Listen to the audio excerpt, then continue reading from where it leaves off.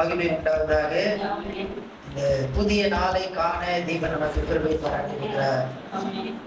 கர்த்தர் நல்லவர். அதனாலேயும் கூட வேதத்திலிருந்து 119ஆம் சங்கீதத்தினுடைய 65ஆம் வசனம் முதல் கொண்டு 72ஆம் வசனம் வரைக்கும், சங்கீதங்களின் புத்தகம் 119ஆம் சங்கீதத்தினுடைய 65ஆம் வசனம் முதல் கொண்டு 72ஆம் வசனம் வரைக்கும் ஒவ்வொருவராகிய ஒவ்வொரு வசனத்தை நாம் வாசிக்கலாம். கர்த்தாவே, உமது வசனத்தின்படி உமது அடியேனை நன்றாய் நடத்தினீர்.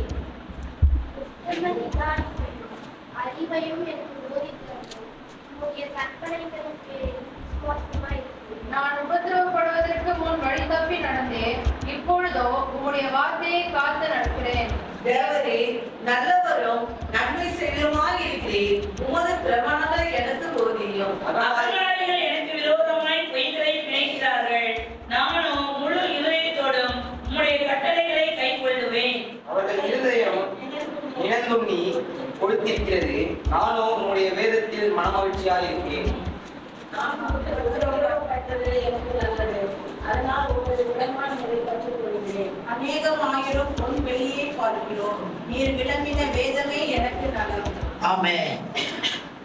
இந்த சங்கீதத்தை நாம் நன்றாக அறிவோம். இது வேத வசனத்தினுடைய முக்கியத்துவத்தை சொல்லுகிறதான ஒரு சங்கீதம். ஆனால் இந்த பகுதியிலே இந்த சங்கீதக்காரன் சொல்லுகிறதான காரியம், ஒரு காரியத்தை அவர் அதிகமாக வலியுறுத்தி குறிப்பிடுகிறதை நாம் பார்க்கிறோம்.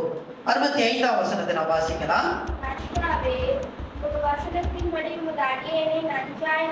நன்றாய் நடத்தினீர், நன்றாய் நடத்தினீர். 68ஆம் வசனம். தேவரீர் நல்லவரும் நல்லவர், நன்மை செய்கிறவர், நல்லவர், நன்மை செய்கிறவர். 65ல நன்றாய் நடத்தினீர். 71ஆம் வசனம். 71ஆம் வசனம். நல்லது. 72ஆம் வசனம்.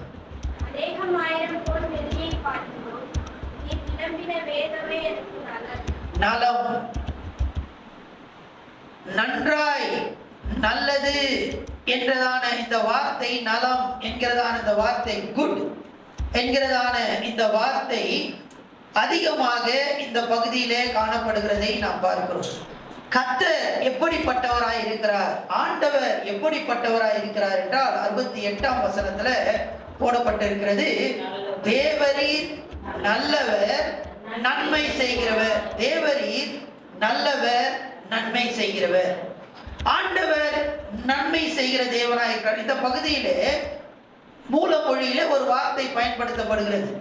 அந்த வார்த்தையினுடைய அர்த்தமானது இந்த 8 வசனங்களிலே 6 முறை பயன்படுத்தப்படுகிறது. நல்லது, நன்மை, டிலைட், பிளஷர், இந்த மாதிரி சந்தோஷம் என்றதான அந்த ஒரு வார்த்தையினுடைய அர்த்தமானது 6 முறை இந்த 8 வசனங்களிலே பயன்படுத்தப்படுகிறதை நாம் பார்க்கிறோம். ஆண்டவர் நல்லவராயிருக்கிறார், நன்மை செய்கிறவராயிருக்கிறார். இதெல்லாம் இந்த பகுதியில சொல்லப்படுகிறது. ஆனா வாசிக்கலாம், அடுத்த வசனத்தை வாசிக்கலாம். 66ஆம் வசனம். உத்தம நிதானிப்பையும் அறிவையும் எனக்கு போதித்தருளும். உத்தம நிதானிப்பையும் அறிவையும் எனக்கு போதித்தருளும். இங்கே உத்தம நிதானிப்பு என்று சொல்லப்பட்டிருக்கிறது. ஆங்கிலத்தை நீங்க வாசித்து பார்த்தீங்க அப்படின்னு சொன்னா குட் ஜட்ஜ்மெண்ட் அப்படின்னு போடப்பட்டிருக்கு. அங்கேயும் நல்லது, குட் என்ற வார்த்தை தான் பயன்படுத்தப்படுகிறது. ஆண்டவர் நல்லவராயிருக்கிறார், நன்மை செய்கிறவராயிருக்கிறார். அதனால நம்ம வாழ்க்கையில எல்லாமே நன்மையா தான் நடக்கும். இல்ல, நாங்க காலையில வந்திருக்கிறோம், காலையில ஒரு நல்லதா ஏதாவது நீங்க சொல்வீங்க அப்படின்னு பார்த்தா, இங்க சங்கீதக்காரன் சொல்லுகிறதான காரியம், நான் ஜெபிக்கிறேன். அந்த ஜெபம் எப்படி இருக்க வேண்டும் என்றால் 66ஆம் வசனத்துல உத்தம நிதானிப்பு. நான் சரியாக நிதானித்து ஆண்டவரிடத்துல கேட்க வேண்டும். ஆண்டவர் நல்லவர் தான், நன்மை செய்கிறவர் தான். ஆனால் என்னுடைய ஜெபம் எப்படி இருக்கிறது? ஆண்டவர் நல்லவர்ன்றதால எல்லாத்தையும் நன்மையாகவே இருக்கிறாரா? இல்ல, நம்ம எப்படி கேட்க வேண்டும்? யாக்கோபின் புத்தகம் 4ஆம் அதிகாரத்தினுடைய 3ஆம் வசனம். யாக்கோபின் புத்தகம் 4ஆம் அதிகாரத்தினுடைய 3ஆம் நீங்கள் வசனம். விண்ணப்பம் பண்ணியும் நீங்கள் விண்ணப்பம் பண்ணியும் உங்கள் இச்சைகளை நிறைவேற்றும்படி செலவழிக்க வேண்டும் என்று தகாத விதமாய் விண்ணப்பம் பண்ணுகிறபடியினால் நீங்க விண்ணப்பம் பண்றீங்க. ஆனா எப்படி விண்ணப்பம் பண்றீங்கன்னா தகாத விதமாய் விண்ணப்பம் பண்றீங்க. ஏன் அப்படி தகாத விதமாய் விண்ணப்பம் பண்றீங்க? 66 நம்ம வாசித்தோம். நிதானிப்பு இல்ல. சரியா நம்மை நாமே நிதானிப்பது அல்ல, ஆண்டவரையும் நாம் நிதானிப்பது அல்ல. ஆண்டவர் நல்லவர் தான், ஆண்டவர் நன்மை செய்கிறவர் தான். ஆனா நாம் ஆண்டவரையும் என்னையும் சரியாக நாம் நிதானிப்பதில்லை. அதனால்தான் சங்கீதக்காரன் சொல்ற, ஆண்டவரே நிதானிக்கிற அறிவை எனக்கு போதியும். நிதானிக்கிற அந்த அறிவை எனக்கு ஆண்டவரே நீங்க எனக்கு கட்டளை எடுங்கப்பா என்று கேட்கிறதை பார்க்கிறோம். இங்க 4ஆம் அதிகாரம் 3ஆம் வசனம் யாக்கோபின் புத்தகம் வாசிக்கலாம். நீங்கள் விண்ணப்பம் பண்ணியும் உங்கள் இச்சைகளை நிறைவேற்றும்படி செலவழிக்க வேண்டும் என்று தகாத விதமாய் விண்ணப்பம் பண்ணுகிறபடினால் பெற்றுக்கொள்ளாமல் இருக்கிறீர்கள். ஜெபத்துக்கு பதில் வரல. ஆனா ஆண்டவர் எப்படிப்பட்டவர்? நல்லவர். ஆனா ஜெபத்துக்கு இது என்னங்க நல்லவர் நீங்க சொல்றீங்க?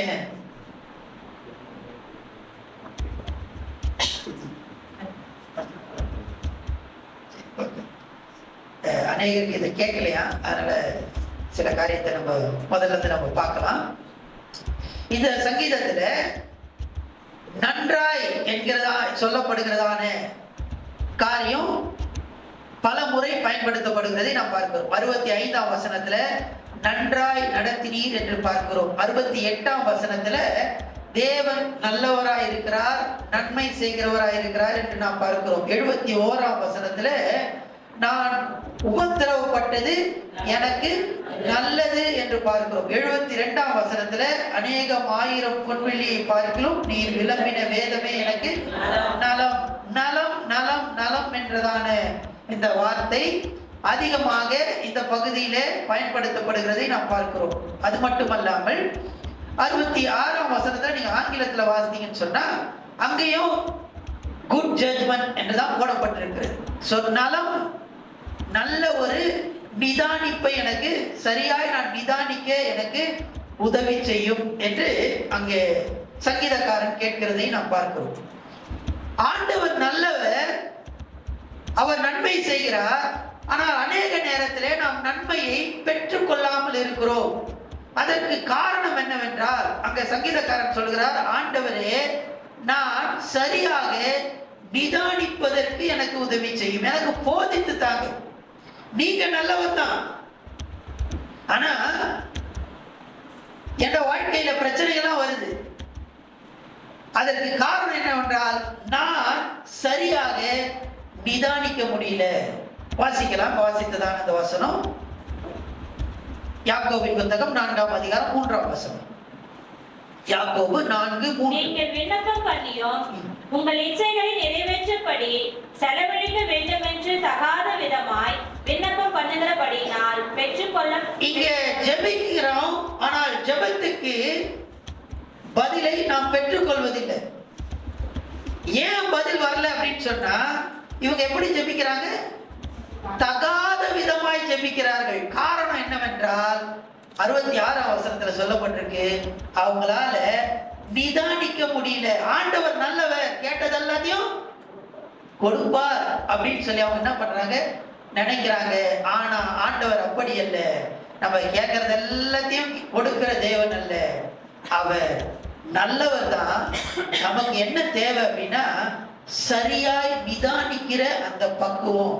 ஆண்டவரே அதை எனக்கு போதித்து தாங்க என்று இங்க சங்கீதக்காரன் கேட்கிறதை பார்க்கிறோம். ஒன்று ஜெபிக்கிறோம், பதில் கிடைக்குது. அடுத்தது வாசிக்கலாம். சங்கீதங்களின் புத்தகம் 106:15. 106:15. சங்கீதம் 106:15.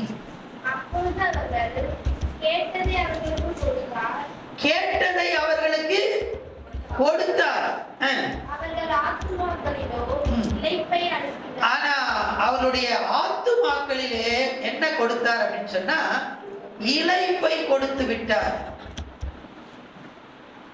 வாசிக்கலாம். எண்ணாகமத்தின் புத்தகம் 11ஆம் அதிகாரத்தோட 31ஆம் வசனத்திலிருந்து 35ஆம் வசனம் வரைக்கும். எண்ணாகமத்தின் புத்தகம் 11ஆம் அதிகாரம் 31லிருந்து 35 வரைக்கும் வாசித்தோம்னு சொன்னா நமக்கு தெரியும். அப்பொழுது கர்த்தரிடத்திலிருந்து புறப்பட்ட ஒரு காற்று சமுத்திரத்திலிருந்து காடைகளை அடித்துக் கொண்டு வந்து பாளையத்திலும் பாளையத்தை சுற்றிலும் இந்த பக்கம் ஒரு நாள் பிரயாணம் பண்ண மாட்டோம், அந்த பக்கம் ஒரு நாள் பிரயாணம் பண்ண மாட்டோம், தரையின் மேல் 2 முழம் உயரம் விழுந்து கிடக்க செய்தது. இங்கே சொல்லப்படுகிறதான காரியம் என்னவென்றால், இஸ்ரவேல் ஜனங்கள் ஆண்டவரை நோக்கி கேட்கிறாங்க, ஆண்டவரே மன்னாவே சாப்பிட்டு சாப்பிட்டு என்ன ஆயிடுச்சு, ரொம்ப போர் அடிச்சு சலிச்சு போச்சு, கொஞ்சம் ஏதாவது என்ன பண்ணுங்க, நான்வெஜ் கொஞ்சம் கொடுங்க ஆண்டவரே அப்படின்னு கேட்கிறாங்க. ஆண்டவர் கேட்டதை கொடுத்தார். இவங்க கேட்டது எப்படி கேட்டாங்க அப்படின்னா, சரியா நிதானிக்க தெரியல. ஆண்டவர் நல்லவர், ஆனா இவர்கள் சரியாக நிதானிக்காததுனாலே இவங்க அப்படி கேட்டாங்க. ஆண்டவர் கேட்டதை கொடுத்தார். அவங்க சாப்பிட்டு அந்த பல்லுக்கு நடுவுல இருக்கும் போதே ஒரு மிகப்பெரிய தேவ கோபம் அந்த இடத்துல கடந்து வந்து எல்லாரையும் பட்சித்து போட்டது என்று நான் பார்க்கிறேன். ஆண்டவர் நல்லவர் தான், ஆண்டவர் நல்லவர். ஆனா நான் ஆண்டவரிடத்துல எப்படி கேட்க வேண்டும் என்கிறதான அந்த நிதானிப்பு, அந்த அறிவு நமக்கு தேவை. அதுதான் சங்கீதக்காரன் நீங்க சொல்லுகிறார், ஆண்டவரே நீங்க நல்லவர், நன்மை செய்கிறவர், எனக்கு போதிங்க ஆண்டவரே, நான் சரியா கேட்கணும், சரியா நான் நிதானிக்கணும், உண்மை நான் சரியா நிதானிக்கணும். ரெண்டாவது என்ன நான் சரியா என்ன பண்ணணும், நிதானிக்கணும். நான் யார் என்பதை அறிந்து நான் ஆண்டவரிடத்திலே கேட்க வேண்டும். ஆமென். ரெண்டாவது, இப்போ இவர் ஜெபிக்கிறாங்க. ஜெபித்ததன் மூலமாக ஒண்ணு ஜெபத்துக்கு பதில் கிடைக்கல, ரெண்டாவது பதில் வந்துச்சு. பதில் வந்த பதில் எப்படி ஆயிடுச்சு வாசிக்கலாம். 67ஆம் வசனம். 67ஆம் வசனம். நான் உபத்திரப்படுவதற்கு முன் வழி தப்பி நடந்தேன். பதில் வந்தது, ஆண்டவர் நல்லவர், ஆனா பதில் கொடுத்தார். பதில் என்னவா மாறிடுச்சு, உபத்திரவமா மாறிடுச்சு. இன்னொரு வசனத்தை நம்ம வாசிக்கலாம். 71ஆம் வசனம். நான் உபத்திரவப்பட்டது எனக்கு நல்லது. உபத்திரவப்பட்டது, ஆண்டவர் நல்லவர், நான் கேட்ட ஆண்டவர் கிட்ட, ஆனா ஜெபத்துக்கு பதில் கொடுத்தார். என்னவா மாறிடுச்சு, உபத்திரவமா மாறிடுச்சு. காரணம் என்னவென்றால், நான் சரியாக நிதானிக்க தெரியல.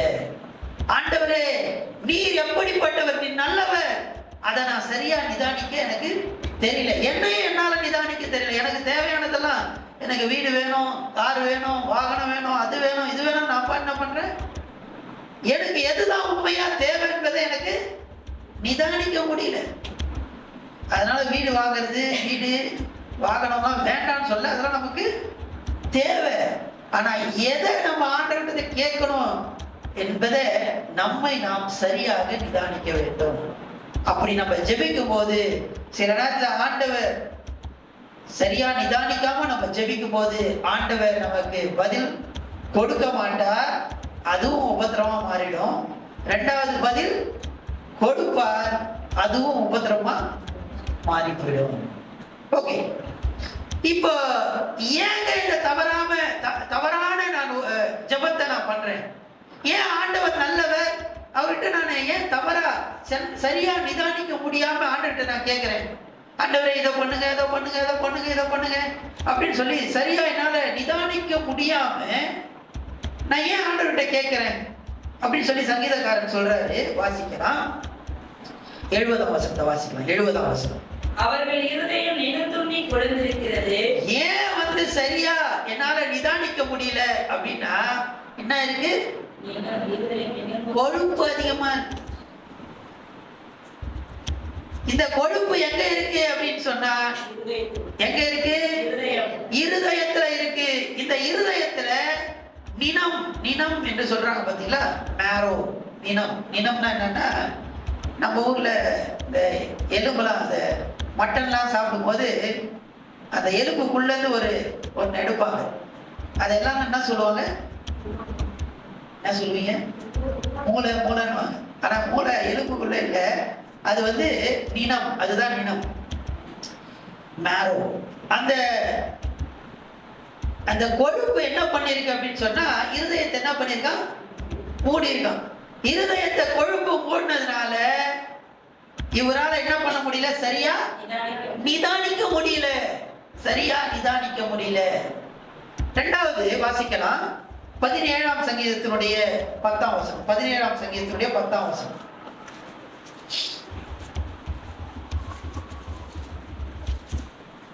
அவர்கள் நினந்துண்ணி இருக்கிறார்கள், தங்கள் வாயினால் வீம்பு பேசுகிறார்கள். இப்போ கொழுப்பு எங்க இருக்கு, வாயில என்ன இருக்கு சொல்லுங்க. கொழுப்பு அதிகமா இருக்கு, அதனால என்ன பண்ணுது, தேவையில்லாத என்ன பண்றோம், பேசுறாங்க. ஒண்ணு இருதயத்துல கொழுப்பு, ரெண்டாவது வாயில, அதனால என்னால நிதானிக்க முடியல. ஆண்டவர் நல்லவர், நன்மை செய்கிறவர். இந்த கொழுப்பு இருதயத்துல இருக்கிற கொழுப்புனாலையும் வாயில இருக்கிற கொழுப்புனாலையும் என்னால என்ன பண்ண முடியல, ஆண்டவரை சரியா நிதானிக்க முடியல. என்ன நானே நிதானிக்க முடியல. நான் யார் தெரியுமா, நான் ஜெபித்தா ஆண்டவர் என்ன பண்ணுவார் தெரியுங்களா அப்படின்னு சொல்லி இந்த வாய் பேச்சினாலேயே ஆண்டவர் ஜெபத்துக்கு பதில் கொடுக்க மாட்டாரு. அப்படி கொடுத்தாலும் எங்க போய் முடியுது, உபத்திரவத்துல போய் முடியுது. மூன்றாவது வாசிக்கலாம் 73ஆம் சங்கீதத்தோட 7ஆம் வசனம். 73ஆம் சங்கீதத்தோட 7ஆம் வசனம். அவர்கள் கண்கள் கொழுப்பினால், இப்ப கொழுப்பு எங்க இருக்கு, கண்ணுல இருக்கு. இருதயத்துல கொழுப்பு, அடுத்தது வாயில கொழுப்பு, மூணாவது. இதனால என்ன நடக்குதுன்னு சொன்னா சரியா நிதானிக்க முடியல. ஆண்டவரை சரியா என்னால புரிந்து கொள்ள முடியல. நான் யார் என்பதையும் என்னால சரியா நிதானிக்க முடியல. அதனால நான் ஜெபிக்கிறேன், ஆண்டவரே நீ நல்லவர், நீ நன்மை செய்கிறவர் அப்படின்னு சொல்லிட்டு நான் எதையோ நான் பண்ணிட்டு இருக்கேன்.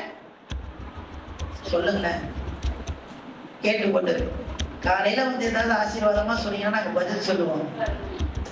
நீங்க வந்து உபத்திரவத்தை ஆண்டவர் கொடுக்குறான்னு சொல்லி நீங்க சொல்லியிருந்தா எப்படி ஐயா நாங்க பேசுறது அப்படின்ட்டு.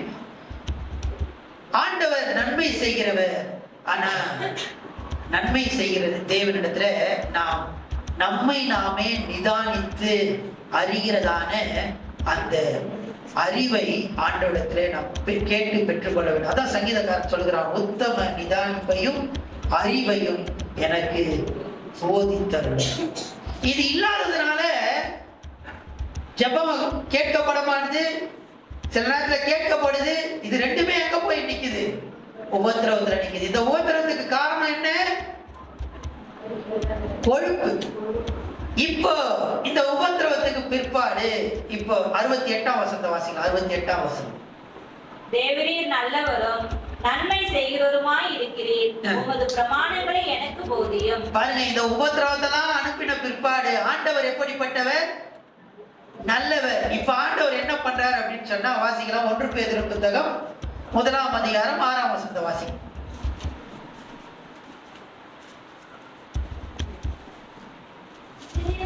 மிகவும் சந்தோஷப்படுகிறீர்கள் துன்பப்பட வேண்டியது அவசியமானதால் இப்போது கொஞ்ச காலம் பலவிதமான சோதனைகளினாலே அழிந்து போகிற பொன் அக்னியினாலே சோதிக்கப்படும். இப்ப ஆண்டவர் என்ன பண்றாருன்னா நம்ம கொழுப்பெல்லாம் மாத்துவதற்காக என்ன பண்றாரு, கொஞ்ச நாள் சோதனை பண்றாரு. அதான் உபத்திரவம். அதை பார்க்கிலும் அதிக விலையேற பெற்றதாய் இருக்கிற உங்கள் விசுவாசம் சோதிக்கப்பட்டு இயேசு கிறிஸ்து வெளிப்படும் போது உங்களுக்கு புகழ்ச்சியும் கனமும் மகிமையும் உண்டாக காணப்படும். பாருங்க, ஆண்டவர் கொஞ்ச நாள் சோதிப்பாரு. அந்த சோதனை எல்லாம் முடிஞ்சு அந்த கொழுப்பெல்லாம் கரைஞ்சதுக்கு அப்புறமா ஆண்டவர் என்ன கொடுப்பாரு, புகழ்ச்சி கனம் மகிமை எல்லாவற்றையும் கொடுக்க அவர் வல்லவர். கொஞ்ச நாள் பிரச்சனை. எதனால இந்த பிரச்சனை, சரியா நிதானிக்க முடியல. நிதானிக்க முடியாததுக்கு இதுதான் காரணம். இந்த காரணத்தை நம்ம தெரிஞ்சிட்டோம்னு சொன்னா ஆண்டவர் கொஞ்ச நாள் நம்மள என்ன பண்ணுவார், உபத்திரவப்படுத்தி பிற்பாடு ஆண்டவர் நமக்கு புகழ்ச்சியும் கனத்தையும் மகிமையும் கொடுக்க அவர் வல்லவராயிருக்கிறார். காரணம் என்ன அப்படின்னு சொன்னா அவர் நல்லவர், நன்மை செய்கிறவர். நம்மள உபத்திரவத்திலேயே விட்டு விடுகிற தேவன் அல்ல. அந்த தேவன் கொஞ்ச நாள், எது வரைக்கும்? கொழுப்பனா சரீரம் சரியாகிற வரைக்கும் ஆண்டவர் கொஞ்ச நாள் நம்மள என்ன பண்றாரு, சிறிது காலம் பாட அனுபவிக்கிறதான நமக்கு ஆண்டவர் நம்மள என்ன பண்றாருன்னா சீர்படுத்துகிறார். எப்படி சீர்படுத்துகிறார்னா, அழிந்து போகிற பொன் அக்கினினாலே சோதிக்கப்படுகிறது போல ஆண்டவர் நம்மள என்ன பண்றாரு, புடம் எடுக்கிறார், சோதிக்கிறார். பிற்பாடு நான் சுத்த பொன்னாக விளங்குவேன். ஹல்லேலூயா. இப்ப ஆண்டவர் இந்த நன்மை செய்கிறார். எப்படி இப்ப நன்மை செய்கிறார்? 72ஆம் வசனம். அநேகமாயிரம் பொன் வெள்ளியை பார்க்கிலும் நீர் விளம்பின வேதமே நலம். நீர் விளம்பின வேதமே எனக்கு நலம். அநேகம் ஆயிரம் பொன் வெள்ளியை பார்க்க. 77ஆம் வசனம். நான் பிழைத்திருக்கும்படிக்கு உமது இரக்கங்கள் எனக்கு கிடைப்பதாக, உம்முடைய வேதம் என் மன மகிழ்ச்சி. உம்முடைய வேதம் எனக்கு மன மகிழ்ச்சி. இப்போ முதல்ல ஜெபித்தார், ஆண்டவர்கிட்ட கேட்டார். சரியான நிதானிப்பு இல்லாம ஆண்டவர் அவருக்கு என்ன பண்ண கொடுத்தாரு, கொடுக்காம போனாரு, உபத்திரம் வந்துச்சு. ஆனா இப்ப ஆண்டவர் சொல்றாரு, நான் உனக்கு என்ன பண்றேன், நன்மை செய்யறேன். இந்த நன்மை எப்படி இருக்கும் அப்படின்னு சொன்னா 72ஆம் வசனத்துல போடப்பட்டிருக்கு, அநேகம் ஆயிரம் பொன் வெள்ளியை பார்க்கிலும். இந்த உலகத்துல இருக்கிறதான எல்லா விதமான பொக்கிஷங்கள், பொன் வெள்ளி இதெல்லாவற்றையும் பார்க்கிறோம், மேன்மையான நன்மையை நான் உனக்கு வைத்திருக்கிறேன். அது எதின் அடிப்படையில அப்படின்னு சொன்னா, இந்த வேத வசனத்தின் அடிப்படையில, இந்த வேத வசனத்தின் படி நான் உனக்கு நன்மை செய்வேன். ஹல்லேலூயா. நீங்க 1000 கேட்கலாம், ஆண்டவர் எனக்கு இதை கொடுங்க, அதை கொடுங்க, இதை கொடுங்கன்னு. ஆனா ஆண்டவர் சொல்றாரு, இந்த உலகத்துல இருக்கிற எல்லா பொக்கிஷத்தை காட்டிலும் பெரிய பொக்கிஷமாகிய என்னுடைய வார்த்தை இருக்கிறது.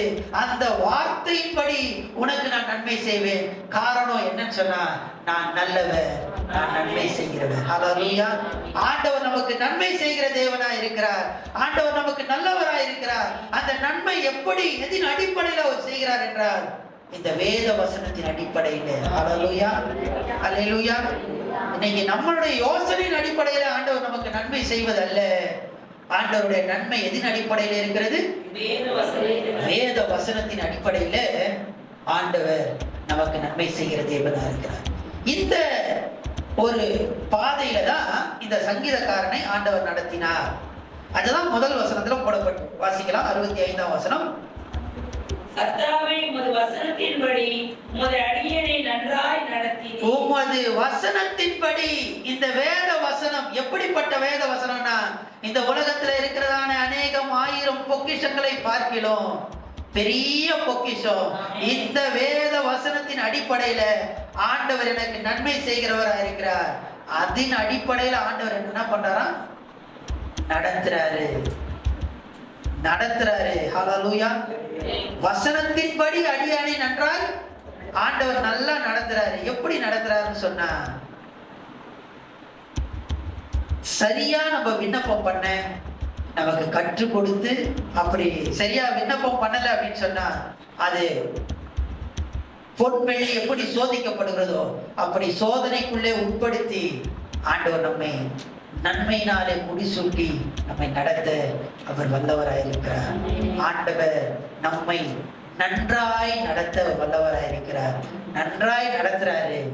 நம்ம என்ன செய்யணும் அப்படின்னா, ஆண்டவரே நான் சரியாக நிதானிக்க எனக்கு உதவி செய்யும் என்று நம்ம கேட்க வேண்டியது அவசியம். கண்ணில் மூடி கத்தரை நோக்கி நம்ம பார்க்கலாம்.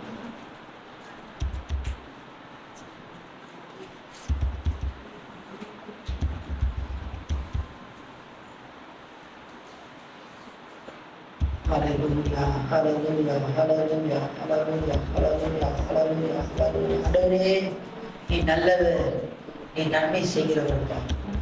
நீ நல்லவர், நீ நன்மை செய்கிறவர். ஆனால் நாங்கள் ஆண்டவரே சரியாய் நிதானிக்க நீர் எங்களுக்கு உதவி செய்யப்பா. பல நேரத்துல எங்களால நிதானிக்க முடியாம போவதற்கு காரணம் என்னன்னு பார்த்தோம்ப்பா, எங்கள் கண்கள் மூடப்பட்டிருக்கிறது, எங்களுடைய இருதயம் மூடப்பட்டிருக்கிறப்பா. எங்கள் வாயினால ஆண்டவரே நாங்கள் என்ன பேசுகிறோம் என்று தெரியாம உங்களிடத்துல நாங்கள் கேட்டுக்கொண்டு இருக்கிறோம்ப்பா. ஆண்டவரே அதெல்லாம் எங்களை உபத்திரவத்துக்கு நேராக வழி நடத்துதப்பா. ஸ்தோத்திரமப்பா, நீ நல்லவர்.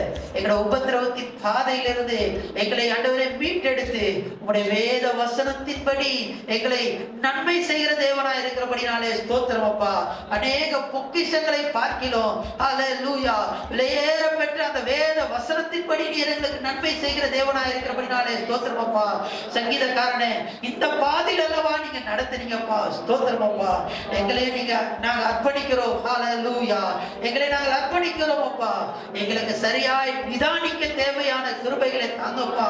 ஸ்தோத்திரம் ஸ்தோத்திரம் ஸ்தோத்திரம் ஸ்தோத்திரம் ஸ்தோத்திரம் ஸ்தோத்திரம் ஸ்தோத்திரம். பரலோக பிதாவே, துதிக்கிறோம் ஆண்டவரே.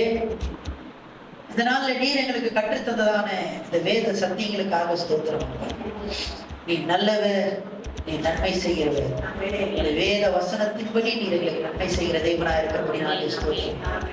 நாங்கள் ஆண்டவரே சரியாய் நிதானித்து ஆண்டவரே அந்த நன்மையை நாங்கள் பெற்றுக்கொள்ள எங்களுக்கு உதவி செய்யும். ஆண்டவரே இந்த நாளிலே இங்கே வந்து வேத வசனத்தை தியானித்ததான ஜெபித்ததான ஒவ்வொருத்தருக்காக நாங்கள் சமூகத்தில் நாங்கள் வருகிறோம் அப்பா. பிரதிபலன்களை கட்டளையிடுகிற தேவன் நீர் அல்லவா. அப்படியே ஆண்டவரே நீர் பிரதிபலனை கர்த்தர் நீ கட்டளையிடும்படியாக கேட்கிறோம் அப்பா. உங்களுடைய சமூகத்தை தேடி வருகிறதான ஆண்டவரே உம்முடைய ஜனங்களுக்கு ஆண்டவரே நீர் ஆண்டவரே ஒருபோதும் வெறுமையாய் அனுப்புகிற தேவன் அல்லவா. அவரை நீர் ஆசீர்வதிக்கிற தேவன் அல்லவா. அப்படியே ஆண்டவரே நீ நன்மை செய்கிற தேவன். அப்படியே நீர் அவர்களை ஆசீர்வதித்து அனுப்பும்படியாக கேட்கிறோம். இந்த நாளை வைக்கிறோம். இந்த நாளிலே அவர்கள் திட்டம் பண்ணியிருக்கிறதான ஒவ்வொரு காரியத்துக்காக நாங்கள் ஜெபிக்கிறோம் அப்பா. ஒவ்வொரு காரியங்களும் தேவ கரம் கூட இருந்து வழி நடத்தும்படியாக கேட்கிறோம். இந்த நாளில் நடக்கிறதான ஆண்டவரே இந்த ஜெபத்துக்காக, இந்த ஜெப நாளுக்காக ஸ்தோத்திரம் அப்பா. ஸ்தோத்திரம் அப்பா. ஸ்தோத்திரம் அப்பா. இந்த சபைக்கு நீர் செய்ததான நன்மையான காரியங்களை நினைவு கூர்ந்து ஆண்டவரே உம்மை துதிக்கிறதான ஆண்டவரே உமக்கு நன்றி பலிகளை ஏறெடுக்கிறதான இந்த நாள் எங்களுக்கு ஒரு ஆசீர்வாதத்தின் நாளாக, சந்தோஷத்தின் நாளாக கர்த்தர் மாற்றியதும்படியாக கேட்கிறோம் அப்பா. ஸ்தோத்திரம் அப்பா. ஸ்தோத்திரம் அப்பா. ஸ்தோத்திரம் ஆண்டவரே உம்மை துதிக்கிறோம். தேவ ஜனத்தை ஆசீர்வதி. எல்லா துதி கன மகிமை உமக்கே நாங்கள் செலுத்துகிறோம். ரட்சகர் மீட்பர் இயேசு